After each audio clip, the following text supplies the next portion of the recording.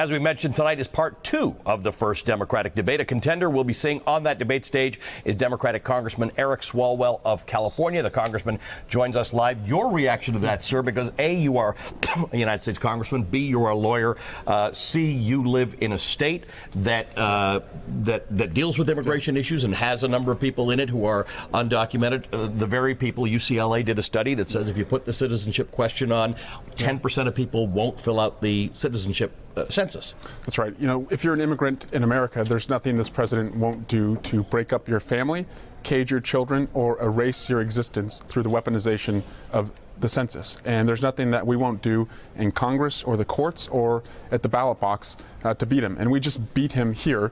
And we're going to continue to do that. But he is trying to truly erase, the existence of so many Hispanic families in America. And it's not going to work. And he's going to keep losing. Congressman, what's your game plan tonight? You are on a crowded stage. And you've got Joe Biden, you've got Bernie Sanders, you've got people that are going to occupy a whole lot of space and time and energy. How are you going to get in and make an impact? I'm going to introduce myself first and foremost to the American people. And they're going to see someone who knows why they work so hard, because I was the first in my family to go to college. I'm paying off student loan debt today. My wife and I are fighting insurance companies. You think that's going to land with millions of people? Well, they need to know who I am first, but then they're going to see someone who has stood up to the Russians, who has stood up to the NRA, and when you put me on that debate stage with Donald Trump, I will stand up to him and beat him there. I'm a son of Iowa. I was educated in the South. I married a Hoosier from Indiana, elected in a diverse part of California. Beat him with what policy? What are you fighting for that you think millions of Americans want? The future. He's what does that in mean? The past. We have a president, he threatens us in a lot of ways, but he threatens us in the most way by living in the past. He's but how are you building going to make wall. my life better? Well, I'm going to invest in opportunity for people who aren't seeing it in disconnected communities. And that's like where I grew up in Iowa, places where the best exports are people who move away and go to college and never come back. So through rural broadband investments, through making sure that we get rid of student debt for anyone who goes into a disconnected community, through bringing capital and research dollars into life sciences to find cures in our lifetime, but put those jobs in the places that have seen a lot of manufacturing losses. This is an election about the future. We can't put a candidate on the stage next to Donald Trump who has staler ideas than he does.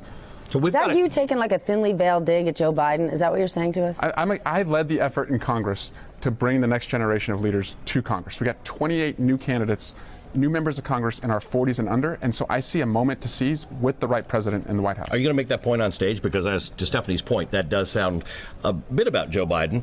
Are you going to go after Bernie? Yeah, well, or Bernie. People never go after Bernie in age, and they always go after Joe Biden. Yeah. I'm pretty sure they're in the same age zone. Look, a lot of these issues we face today, climate, student loan debt, the fear that parents have every day when they send their kids to school, that's because of inaction in the past, and I think we need a leader who's living in the present, thinking about the future. I've already worked in Congress to bring the next generation of people who are just like me, who weren't millionaires before they got to Congress, who live and dream the same way everyday Americans dream. I'm going to make that case tonight, and that's the way we beat Donald Trump. So what are you trying to do in student loans? You agree with Elizabeth Warren? You want to forgive student loan debt? No, what I want to do is bring the interest rate to zero, sign into law bipartisan legislation I've been working on that would let employers contribute tax-free to their employees' student loan debt, and offer a college bargain. If you go to college and you do work study and get out in 4 years and take a job and do community service where a place needs it, it's a debt-free education. You work for college, serve a place that needs it, debt-free. I still think in America, this is a place where, we're resilient and we work hard. That hard work should just add up to a debt-free education if you're helping someone else. We've had a lot of conversations about the Mueller report. You're on the House Intelligence Committee. You're going to be hearing live from Robert Mueller. There are a lot of the White House has said this is your attempt at a do-over. What are you hoping to get out of Robert Mueller, who did last time he talked to the country say, I'm not saying anything that's not in my report? Mm-hmm. The American people are going to see just how much of a threat to our country Donald Trump is. I'm one of 3 people in Congress who has the deepest access to the Mueller report because I'm on the Judiciary Committee and the Intelligence Committee. I can tell you, nothing in that report says that the Russians will stop or have stopped everything that they did in the last 2 years. So he is a clear and present danger threat. That's why I think we need to begin impeachment proceedings against him immediately, because our next election is at stake. There's new reporting out that only a few people are going to be able to question Robert Mueller. Are you one of those people? Well, we're still sorting out how we're going to do that hearing. But again, I'm on both committees. I've had the deepest access, and I know what the threat is. That's why I think impeach this impeachment proceedings for this president, Mnuchin and Barr, and anyone else that's going to obstruct us from getting the information we need. Do you plan on raising Donald Trump tonight on the debate stage? Some said that Donald Trump, in many ways, won last night because he wasn't really spoken about that much. If you even think about Donald Trump headlines in the last week, a rape accusation, getting very close to striking Iran, and now the Mueller testimony. There's a lot that could have been covered last night, especially if you want to tell the American people we need to get this guy out of office. And it didn't happen last night. Are you going to bring it tonight? Yeah, I'm not going to put my hands over my ears and say la la la la. None of this is happening. This is happening. Like, we are on this stage because of the danger that Donald Trump poses to us. I don't think we can't talk about it, but I don't want us to aim so low to think all we're doing is beating Donald Trump. I believe the promise of America is if you work hard, you do better and dream bigger. And so these problems on student debt, on gun violence, they're going to persist beyond Donald Trump. So we need a leader of the future who's going to solve them. All right, we got a very present problem. You were at Homestead, and you come from California, so you're pretty attuned to what's going on the border. I just want to read another quote from the court case in which we are hearing the testimony of some of these children in the Clint facility in Texas. One of whom writes, "I'm too scared to ask officials here for any more food, even though there is not enough food here for me. We slept on mats on the floor and they gave us aluminum blankets. We took our baby's diapers, baby formula, and all of our belongings. My baby got wet and I had to take his pants off 2 days ago, and I've not been able to get any pants for him."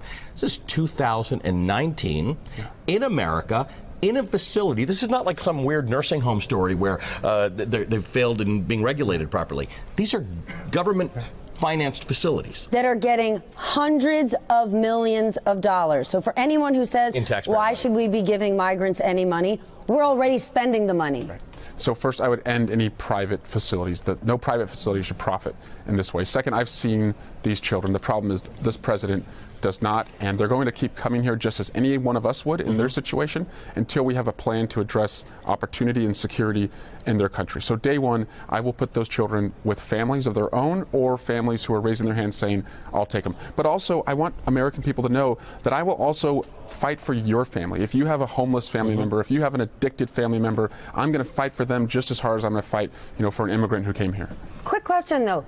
Can't you ask for any of this information? Can't you do anything about it now? You're not a private citizen. You're a member of Congress. I went to that facility on Monday and asked to go in. I wanted to do a spot check, and I was denied entry. Unbelievable. I was denied entry as a member of Congress. Okay, you were denied entry because you asked for it that day. Well, no, but if you made a request and said, can I come in a few weeks, they would let you in. 2 weeks, but it's a cleanup job, right? They're going to put on the best show so you don't see the true conditions. And because of the emergency that exists today, I think any member of Congress who shows up and says, I have a responsibility to make sure these kids are safe. And I asked the official running the facility, I said, fine, you're not going to let me in, but can you just look me in the eye, parent to parent, and assure me these kids are safe? And he said, can you talk to the chief information officer? I mean, he gave me a media request. And as a member of Congress, you are not allowed to say, why did we just give a $300 million no-bid contract to this private facility? Can I ask about it? You're not allowed to ask anyone that question? Oh, no, we're asking that question, and we're not going to fund any more private detention. But how did it happen already? It happened while you've been in Congress and Trump is in office. Yeah. You have no control of this? There should be no private detention beds. I'm saying as president, that ends on day one.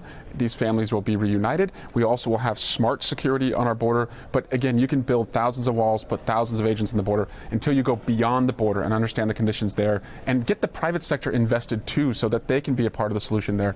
That's missing in this discussion. They're invested. It's the private prison. Yeah, no. Paid hundreds of millions private of sector dollars. can invest in the Central American countries, so it's not just U.S. government taxpayer dollars. Find opportunity in these countries. Hey, MSNBC fans, thanks for checking out our YouTube channel. Subscribe by clicking on that button down there and click on any of the videos here to watch the latest interviews and highlights. You can get more MSNBC for free every day with our newsletters. Just visit msnbc.com/newsletters to sign up now.